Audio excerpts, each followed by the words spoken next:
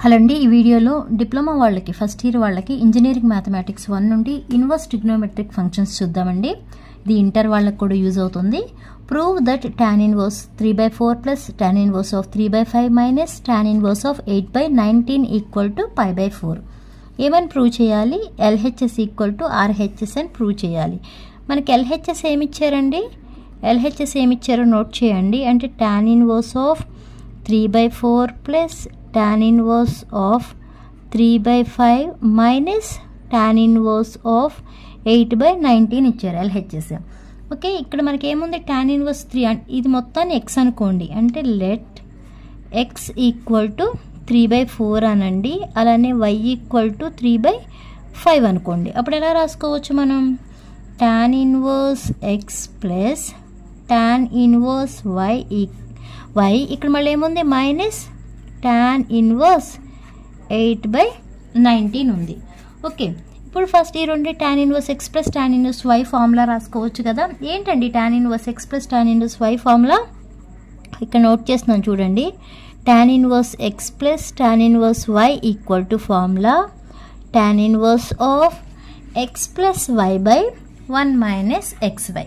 Okay, x plus y by 1 minus xy.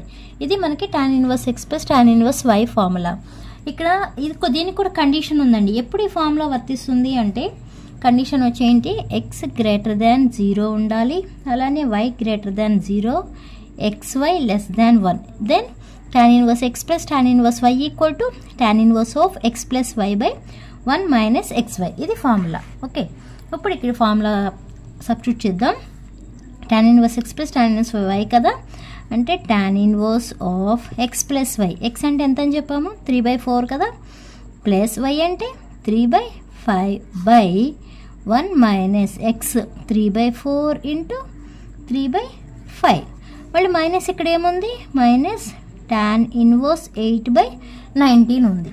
Okay, next tan inverse of ఇక్కడ LCM చేయండి.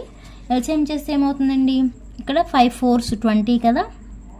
20 LCM చేస్తే 3 5s 15 plus 4 3s 12 by ఇక్కడ మనకి 4 5s 20. ఈ 20 minus 9 వేసుకోవచ్చు. మళ్ళీ మైనస్ ఇక్కడ ఏముంది? tan ఇన్వర్స్ 8/19 ఉంది. నెక్స్ట్ ఏమని రాస్తామండి?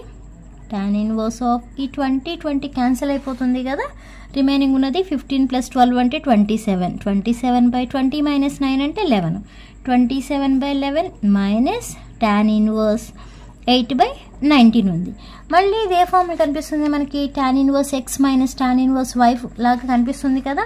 అంటే ఇక్కడ ఆ ఫార్ములా రాయొచ్చు కదా. ఏంటండి formula? tan inverse x minus tan inverse y equal to formula tan inverse of x minus y by 1 plus xy.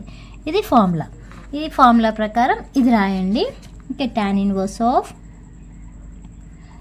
x అంటే ఎంత అండి? 27/11 కదా.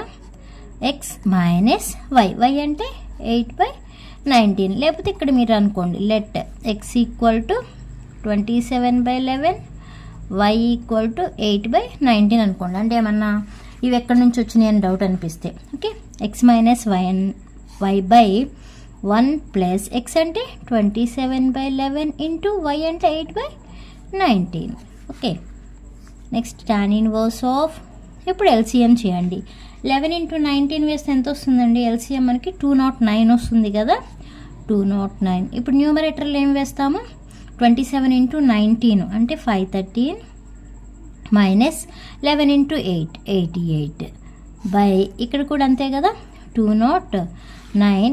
ఈ 209 ఇటు వస్తుంది. 209 ప్లస్ 27 ఇంటూ 8 వేస్తే మీకు వచ్చిన వాల్యూ 216 అండి. ఇప్పుడు ఈ 209 క్యాన్సిల్ అయిపోతాయి. రిమైనింగ్ ఏముంది? tan ఇన్వర్స్ ఆఫ్ 513 మైనస్ 88 అంటే 513లో నుంచి 88ని సబ్ట్రాక్ట్ చేయండి. ఎంత వస్తుందండి? 425 వస్తుంది. బై ఇక్కడేమో 209 ప్లస్ 216 ఈ రెండు యాడ్ చేస్తే ఎంత వాల్యూ వస్తుంది? 425 వస్తుంది.